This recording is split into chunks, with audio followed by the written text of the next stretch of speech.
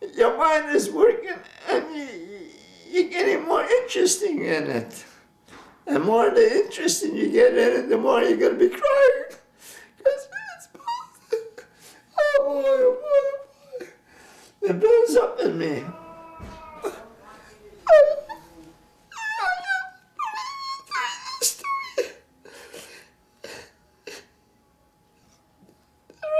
Like this. I'm so happy. It's a happy day for me. And that's why I'm doing what I'm doing right now. I'm very proud. What makes you so happy about talking about this? I'm so happy. Hey, that's my life. I had a good life. I never go against my life. Whatever I had good interviews. I had everything good, no matter where I went.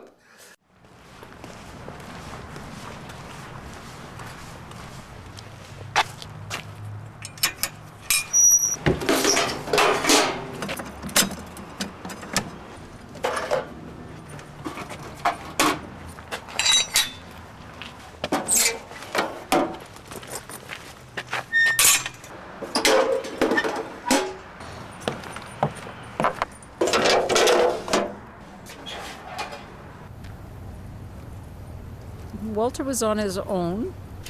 He lived alone. When he ended up in the hospital, I went to visit him, and when they asked him at the hospital who that they could call to set up for him to go home, he says, "You're looking at her, she's right there." So I was the one that he was depending on. And I couldn't say no and leave him all alone.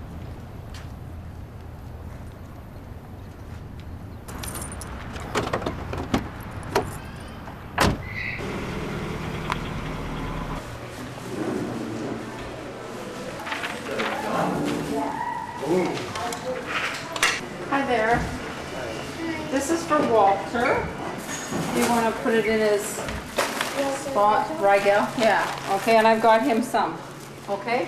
So he should be good with you. He's got a drink, a bag of chips, and some chocolates. Okay. Okay? Thank you. When Walter first went to the hospital, when I first started taking care of him, I came because I needed to come in and clean up his house so that he could come home from the hospital, because I knew it was a mess in here. So I came in here and it took me a whole day just to clean out the kitchen so that he could come and sit at the table and eat his meals at the table. Otherwise the hospital wasn't going to let him come home. Hey, sleepyhead. Walter. Walter, it's Susan. Walter, it's Susan. What's the problem? Yeah, I come to see your new wheelchair. Oh, it's all right. You know where it is, then? Yeah, it's right underneath you. All right. Hey, you gonna open your eyes? Hey, you sitting here waiting for me? Wow, that's pretty nice. Pretty snazzy. I brought some friends, Walter. Remember Kirby? Oh, you gotta be kidding me. You know, he couldn't do anything anymore, so what he did is put everything in the sink and covered it between garbage bags. So it was like, yeah. I came in and was like, oh no, what did I get myself into, eh? But I did it, so, and then it was starting to get bad again. And then that's when we got the home care. I started coming more often to clean, you know, like once a week I'd come and clean up the stuff and do the dishes and stuff like that. But yeah, I didn't let it go bad after that again, because the longer you leave it, the worse it is. But anyhow, you ready? Yeah. I know he's already filming. Yep.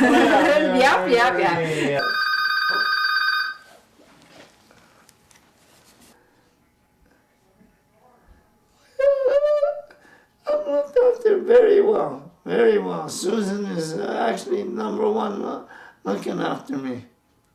I like her.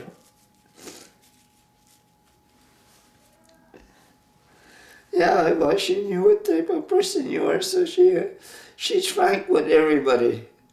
Did you get a new August schedule? Yeah, You got one? I guess so. I haven't seen it. Okay, and I brought you some snacks. I'll put them in your room. Yeah. Okay, let's go in your room for a second, okay? Walter lived in this house. He moved in here when he was 5. He came from Kekabeka Falls, Ontario area, and they moved here, and his parents bought this house, and he moved in here when he was 5, and he stayed in here till he was 75. Well, the first thing I remember is the river. And my dad always liked to be by the wild lakes and that, you know. So I says, gee whiz. He's always by water, and he hit the right spot. And I like this spot. And I was swimming in there, you know. It was nice water, but it wasn't that dirty, but I was swimming in there. So there were bootleggers on Lusted. Oh yeah, heavy duty too. I used to watch these guys bury that alcohol in the snow. That was in the 40s when I got there. And I'm trying to figure out what the hell are they doing. So I said, okay, I'm gonna wait until they go in. I go about 12 o'clock at night, and boy, I look, I said, holy smoke, this is a real sharp gallon. Shining and everything. I said, what the hell they got in there that needs sunshine? And they have sunshine in there. It was alcohol, you know. And boy, so there was a bootlegger. His name was Shane. And he says, you know what?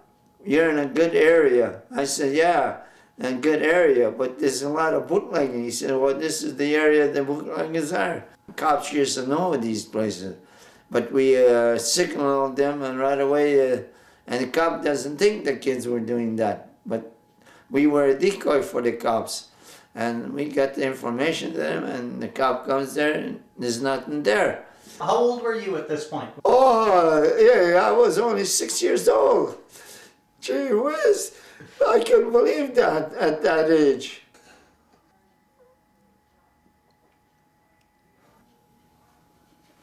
Yeah.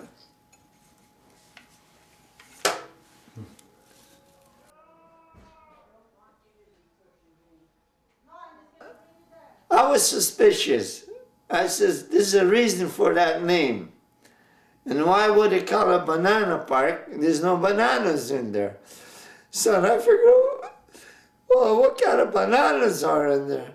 So I went in the park, and they had pots there and brushes. Then I went by and I heard something in the bush. I sneaked up carefully. They didn't know I was there. And here this guy's having a fun with her, having intercourse with her. I said, oh, that's what they call a banana, you know? Boy, and that guy had a big banana. I couldn't believe that was a banana. I said, wow. You got a good one there on me. It's okay. I brought you some new gum. And you know what? They have a bomber tailgate party today upstairs for you. There's to me. A bomber tailgate party. Oh, yeah, that's for a bomber. I'm not a bomber. Aren't you a bomber fan? Yeah. Well, you can go. It's a party that they're having. A great, not a great cup. A party for the bombers. Your gum is in there. Oh, yeah. Your drink is here. Your Oh, candies they're are here. Good. Your chips. These are the new kind that I'm bringing you. I like this gum. Yeah, that's. I brought you the blue one last time. Excuse me a second. I brought you the blue one last time, so I tried the green one. Oh, no. Wow. I'm going to sit on this chair for a while, okay? You are? Yeah, and you can So ride Lucy- around with this. No, I'm not gonna ride around on it. Just let me wash my hands for a second. It's a hard feeling because he's not here. And then I go and I ask him, you know, what do you want me to do? And, you know, he's just like, you know, you gotta do what you gotta do. So he's kind of leaving it all up to me. I feel sometimes that's an awful lot to be feeling, because I'm feeling as if this whole life is here, and you know, like I'm kind of going through it and saying that this is going and that, you know, but you have to, somebody has to be strong, somebody has to be there to do it, because he can't take it, and he's not going to come back to the house or anything like that. It's a tough thing to do. I'm sure tons of families have done it and felt it and stuff like that. And with me just being a friend, I feel kind of, sometimes I feel like, you know, should I be doing this? But he has nobody else. So if it's not me, then you know, what happens then, you know? So I just got to do it, and then I know him probably the best, that I can kind of go through and keep what he needs to be kept, and stuff like that, and what he needs at the home to make his, you know, surroundings a little bit better for him and stuff like that. And No, let me get up. There's a certain age I gotta sit down.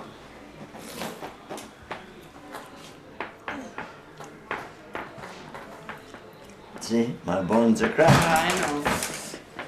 Don't reach. I gotta reach because I'm falling over. Well, hang on to me. Hang on to me. Hang on to me. Where's Now me? get that wheel I in front. will. Hold on to me. Don't worry Go about ahead. that. Gee, every move I make I know. is painful. I know. I can hear it. There. Okay, now strip that darkening. But you know what? You need to have the pressure off of your It's legs. not what I need. It's what I want to do and what I enjoy doing. I know, but then your legs. I'm not breaking the rules. I'm not breaking the rules. I know you're not breaking the rules, but Yeah, but you're demanding that I'm breaking everything. no. I'm just saying is that you can't sleep in the wheelchair all the time, because then it's going to affect your legs. No, nobody can tell me that. They got the wrong guy to do that to. No. No, wait a minute. I'm not getting into any problems or arguing with you or anything, because I'm not that type to do that. But you know these fellows that are in the wheelchairs that are like that, Walter, that they can't even move themselves, and I don't want you to be at that point where you can't move yourself. No, that was nice of you to think of that. But my logical sense of improving is a big thing towards that. They are not on the way able to do whatever they want to do if they wanted to have it done. Because they're not going to be comfortable. They're in that situation. They can be comfortable. The only limit they can be comfortable in is being in a stationary limit. Me, I'm more on a removable limit. Because I've been watching these big carriages with these old people there. Once they're strapped in, that's it. That's their bed in heaven, right there. What are you laughing at? I don't know if it's classified as a bed in heaven, but okay. When I find something that I know, like he'll ask me, he'll say, can you look for something for me? And then when I find it, it may take me forever to find it, because he is famous for making sure that nobody could find it if anybody broke in the house, right? And he did a good job at it. But when I find it for him, I get so happy, you know, that I have found something that he wanted, and he's, you know, that he hasn't found for years, and it just popped into his mind. He's like, oh yeah, I have this, could you look for this? She can find anything, no matter where it is. She'll find. She knows everything about me. She said, you can't hide nothing from me. I said, I'm thankful to have somebody like that. It's just such a nice feeling to do something so good for somebody, you know, like that. So, because he can't do it anymore. So it brings me a lot of joy too, to make him feel so good. What sort of things has he asked you to track down? Well, he's looking for, right now he's looking for an initial ring, and it's got a W on it. So he says it's in the house here somewhere, but not sure where it is. Where did you find it? It was just on the floor up there, and I saw it underneath the dresser, and I said, that can't be, and I pulled it out. In his room? In his room, yeah. I looked. I didn't look at the back and stuff like that, but I was It down on my knees. under, yeah. Oh, thank you so much. Oh, wait till I take that to him. He'll be so impressed. Thank you very much. I'll go see him tonight, and he'll be in tears. I'll let you know, because he'll be in tears. He's so sentimental. That's the way I am. But I always was like this, crying and that, because I'm happy. He's such a nice man. He's very compassionate and true to a lot of things. And She's proud of it. Yeah, she is. Yeah.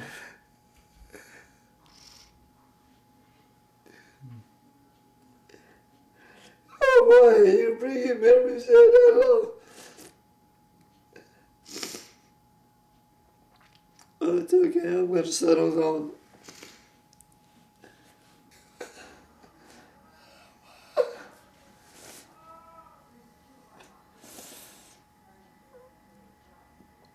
It's kind of sad when these people are left alone, you know.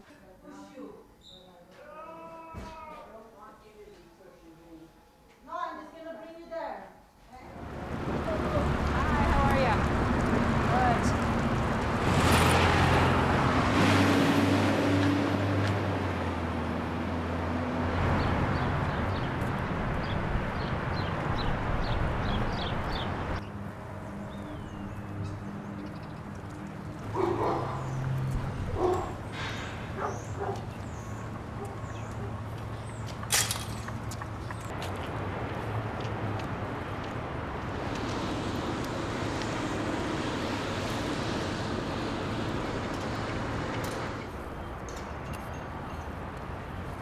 Hello, puppy.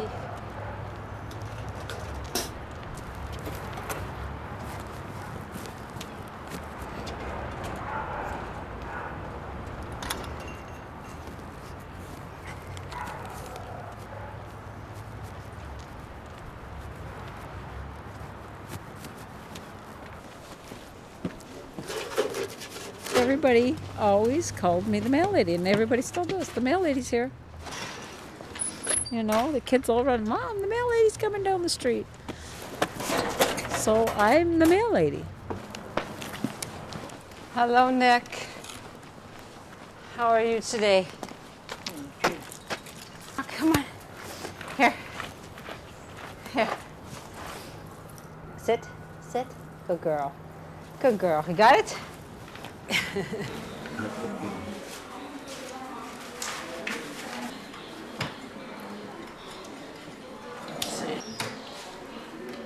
I'll close the door until we come back. Okay.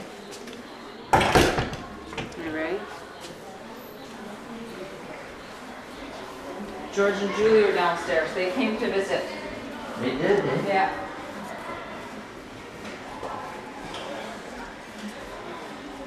And they are, oh my goodness, downstairs.